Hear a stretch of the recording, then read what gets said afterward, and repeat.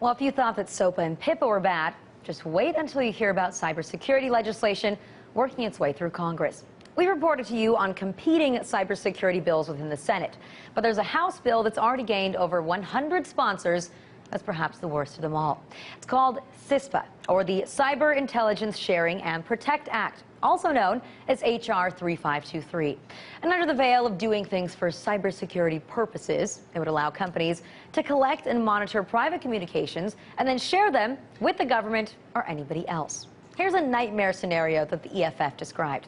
A company like Google, Facebook, Twitter, or AT&T could intercept your emails and text messages, send copies to one another and to the government, and modify those communications or prevent them from reaching their destination if it fits into their plan to stop cybersecurity threats. So, is it really as scary as it sounds? And what are the chances of stopping it? Well, joining me to discuss it is Trevor Tim, activist at the Electronic Frontier Foundation. Trevor, thanks so much for joining us tonight. And so I just read that nightmare scenario that your organization, the EFF, put out there. You say that's true? Really? I mean, is this bill that bad?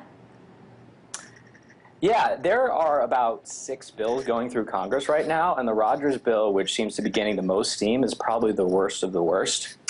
You know, it purports to stop or prevent or defend against cyber threats by allowing private companies and governments to, share vital information that could help prevent it. But it's written so broadly that it ends up, like you said in the opener, allowing ISPs or email providers or social networks to spy on your internal communications as long as it's for, quote, a cybersecurity purpose. So what it does is it essentially carves out a cybersecurity exception to all of our privacy laws. And then once it gets to the government, all of this information, your communications, your private communications, we don't know exactly where it goes or what they're using it for. We don't know which agency it goes to or whether they're allowed to share between agencies, whether they're allowed to use this information for other than cybersecurity purposes like normal criminal investigations. And we know in the Rogers bill that the NSA is probably going to be one of the biggest benefactors. And while the NSA deals with cybersecurity threats, we've also heard many allegations that the NSA is spying on Americans. In fact, at EFF, we have a suit going on right now accusing them of just that. So this bill is very dangerous and doesn't actually solve the problems that it says it's supposed to. Well, yeah, I mean, you guys aren't the only organization either that's out there speaking out about it. The Center for Democracy and Technology is also saying it. And they also mentioned that, although there's no specific agency that's mentioned within the government, probably the NSA or, the Pentagon Cyber Command are going to be the recipients here. But then if we have this question as to whether, if the information gets into the hands of the government, do they have to keep using it for cybersecurity purposes, whatever that means, or can they just start monitoring you? Does the bill have any restrictions, to at least help guide us in figuring out what exactly they can do once it's in their hands? Right, that's the problem. There are no restrictions. And there are even definitions in there that could encompass things that you wouldn't even think are involved with cybersecurity. There is a provision in the Rogers bill, specifically the CISPA that we're talking about, that talks about misappropriated government information or intellectual property. And we fear that this clause hidden in the bill that nobody's really been paying attention to could end up being used to censor or block websites such as a whistleblower site like WikiLeaks, which the government obviously has not liked but can't shut down because it's protected by the First Amendment. The same thing goes with copyright infringement. The intellectual property clause may give the government a way or an excuse to censor websites that they think people are downloading music illegally off of. And the problem is that it's the hair trigger which allows these companies to kind of use cybersecurity purposes, whatever that means, to go after these people and hand the information over to the government. So you could essentially be encrypting your emails, might be an indicator, or using an anonymization service like Tor that allows you to hide where you are or hide your identity.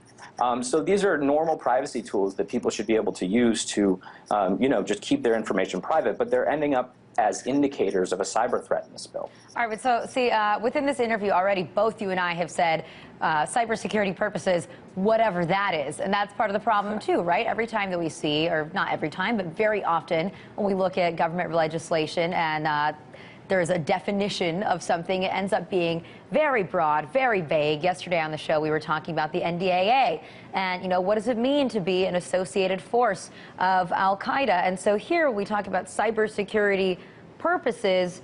Again, is this just a complete blanket statement?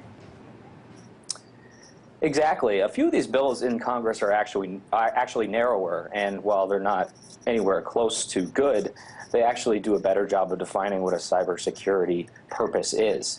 And the problem is that the Rogers bill is purposely left vague, partly for the reason that this technology changes and you have to have some wiggle room. But again, we're talking about, we want to prevent major infrastructure damage. And what this bill allows the government to do is essentially use the threat of cybersecurity or, a cyber attack as an excuse to attack Americans' privacy. And to read our emails, huh? And exactly, to read our emails and even block websites. So that's what we want to make sure never happens. Well, there's quite a bit of fear-mongering, involved in this, too. And if we just go back to the Senate version, as I mentioned, there was some competing legislation there.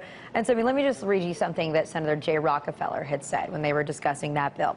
And he said, think about how many people could die if a cyber terrorist attacked our air traffic control system and planes slammed into one another, or if rail switching networks were hacked, causing trains carrying people or hazardous materials to derail and collide in the midst of some of our most populated urban areas like Chicago, New York, San Francisco, or Washington.